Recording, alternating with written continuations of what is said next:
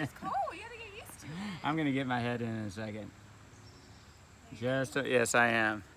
Hello, Dr. Gus Vickery, out with one of my three children, Josephine, and our puppy dog, Miss Rosie. Let's find her again. There she is. Yeah, we are in one of our favorite spots here in Appalachia on a beautiful September day, taking advantage of this wonderful Saturday to take a little walk in nature and enjoy the feel of a cold creek. Plan to dunk my head in just a moment, getting our feet wet, and just really re-emphasizing the point of getting outdoors, resting, having fun, and having adventures. But more than that, also, my daughter and I, she just started a new school. It's a really tough school. It's called the Asheville School. And both of them are there. And I'm proud of them because it's a boarding school, but they're day students. And it's super intense work. Like, she was just telling me how they have 4 hours of homework tomorrow. And that's Sunday. And in addition, they've been going to school every Saturday for the last several weeks. So this is one of their first real days off. And we talked about the homework, and we talked about how do you approach heavy work, heavy labor.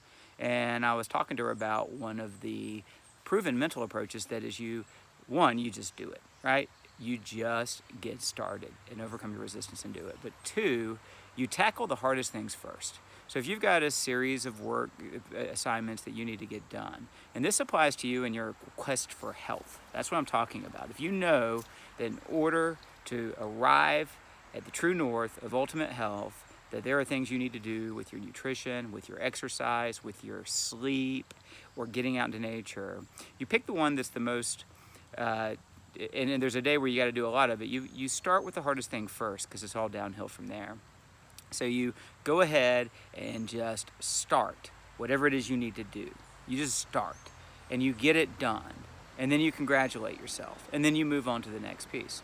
Now, if it's a long-term thing, then what you do is you just pick the easiest thing that you could do now, right now, that will move you in the direction you need to go. So as you know, my platform of Authentic Health, it's all about small changes, baby step changes that add up day after day, month after month, year after year, that change you or transform you from, if it's poor health or chronic diseases, to a state of your best health.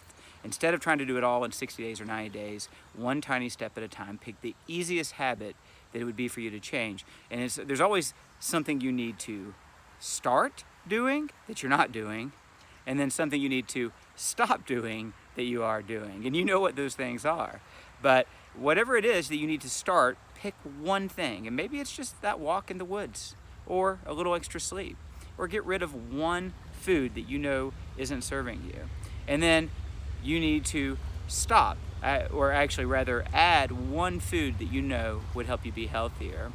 And then you need to stop, meaning maybe you turn off the TV or turn off social media, and maybe you stop one junk food, one soda, something like that. And all you do is pick the one, and you do it for a week, 2 weeks, a month, and then you pick the next one. And I promise it goes so easy. And the next thing you know, a year later, you're getting closer to where you wanted to be. It might be amazing the amount of change you've seen. I mean, the testimonials about people who have followed this process are just remarkable. So again, this is a beautiful setting to share a message with you that I think is very important. It's all about habit change.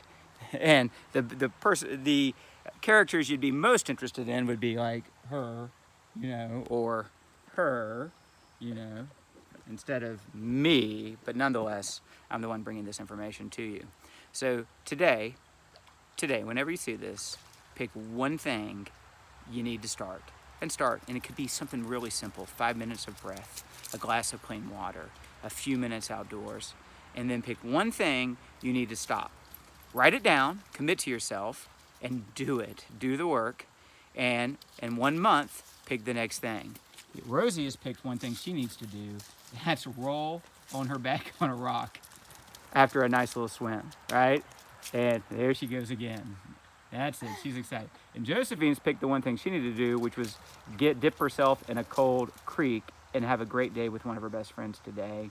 And for me, I needed to be with my people sitting on a rock in the woods somewhere. So find one thing and do it today.